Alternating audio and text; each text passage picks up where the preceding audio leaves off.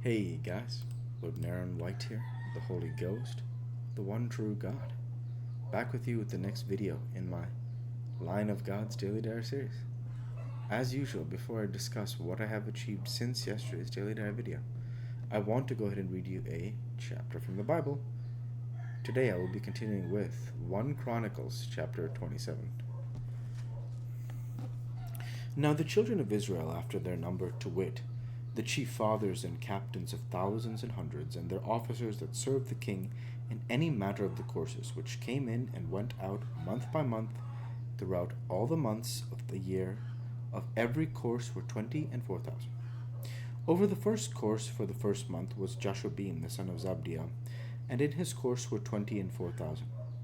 Of the children of Perez was the chief of all the captains of the host for the first month. And over the course of the second month was Dode an Ahohite, and of his course was Mikloth, also the ruler. In his course likewise were 20 and 4,000.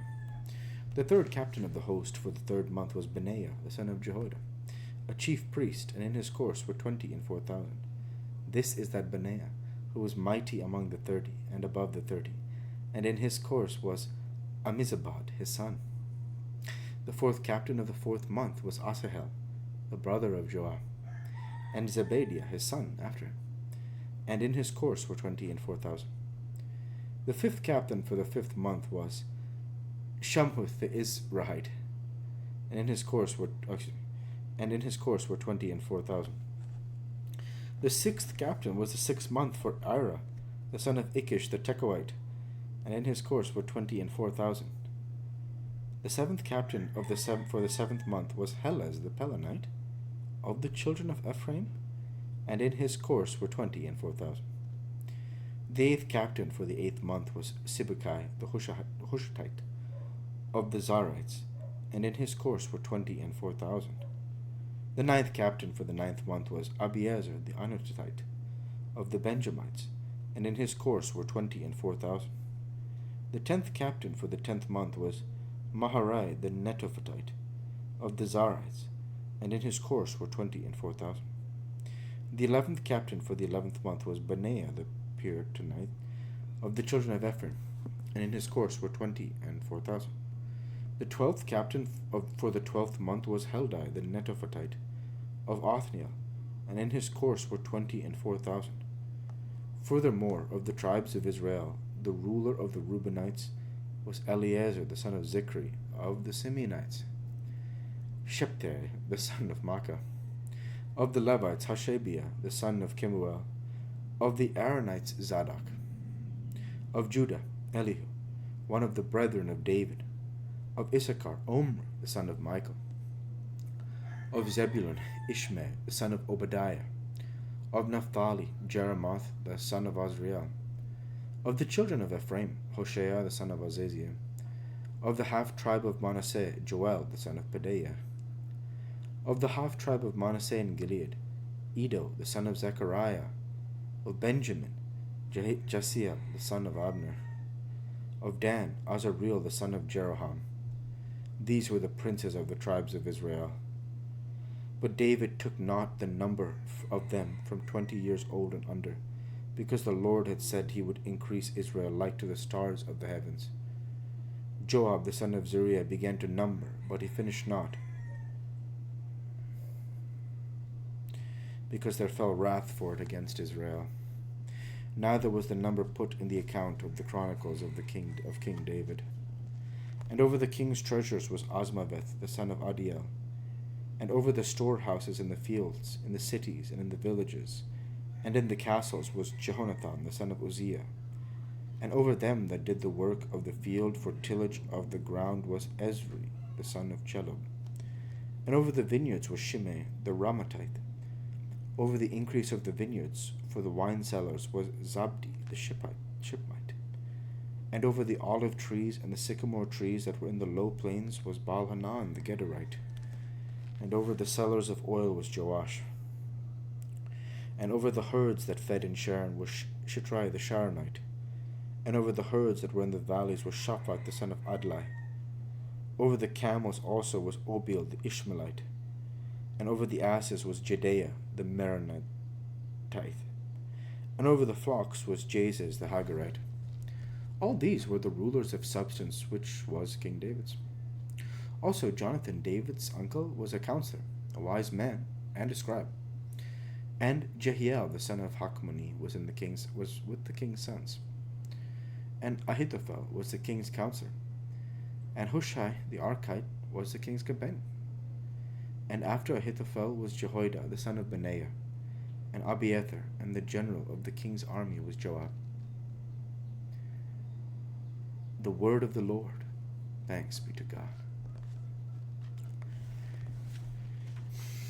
I'm going to do some research here because I'm pretty sure after the numbering goes wrong, God offers David the choice, right? Of the consequence for 3 years, 3 months, or 3 days, I think.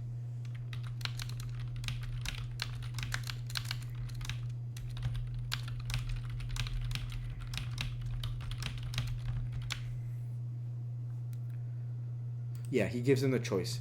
So he gives him a choice of 3 years of famine, 3 months of fleeing from enemies, or 3 days of plague, and he chooses the plague. And the plague kills 70,000 men. Yeah, it's actually quite fascinating because it's like, not fascinating, I shouldn't say that's the word, obviously, because everything is about God. I'm not saying it's fascinating that David numbered the people. What I'm saying is the choice that God gave him is fascinating, right? Yeah. Just think about it, like just as like a theological idea. So if I won't say if you were in David's position, so just to make sure, like, first of all, that David knows there's only one David. I mean like this. So he's given 3 choices, right, by the prophet Gad. 3 years of famine, 3 months of fleeing from enemies, or 3 days of plague. So I think the one that clearly is not an option is 3 months of fleeing from enemies. That has got to be the worst of the group, I think. Because it's like, I mean, if you read these pages in the Bible, it is sharp, man. Yeah, there are like wars and like swords, and on every page, dude. On every page is like, David marches out against this tribe. David marches out against. There's war everywhere. Yeah, it's like honestly sharp. Yeah, and it's like I give huge credit to those men. Of course. I mean, of course, God is first. I mean, it's not. I think, yeah. I just want to make sure I cherish the men because I shouldn't be like saying that like their glory is to God. That's their choice what they want to say. I'm obviously recognizing God first. That's the only thing I'm saying. Yeah, and it's like just to cherish the Israelites who fought at that time. Yeah, it's like unbelievable. Yeah, it's like every one of these pages with David's legacy is like so sharp. Yeah. So it's like quite intense, and it's like then this idea, or you're definitely gonna have to be focused.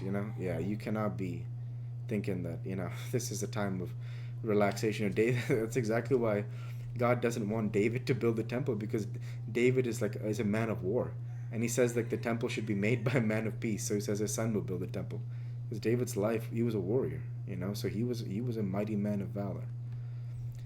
So this idea, so definitely 3 months of fleeing from enemies, that has got to go, right? David's not the kind of guy to flee from his enemies, and that also just like sounds horrible. That's got to be the worst of the group.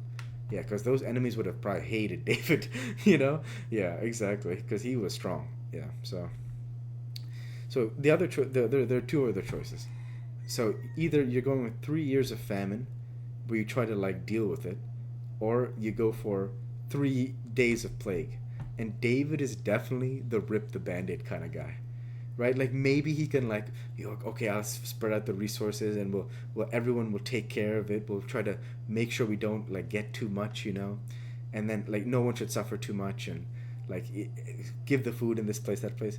He says he's going for the plague for 3 days. So it's just like, it definitely seems like that's probably the choice, just to get it over with, But that's what's so fascinating about it, is Adonai offers him a choice. Like, isn't that incredible? Yeah, he's just like, David, you have this choice. I'm not speaking for Adonai, Yeah, but it's incredible, So, like, I think David does make the choice that probably most people would make, and they can speak for themselves, of course. It's just that idea that it's like, if I had to say, like, what choice it seemed like David would pick, it would be the 3 days of plague to get it over with. So it makes sense that he picked that. So yeah. So with that, I'll go ahead and end the Bible reading there for today, and transition over to what I have achieved since yesterday's daily dive video.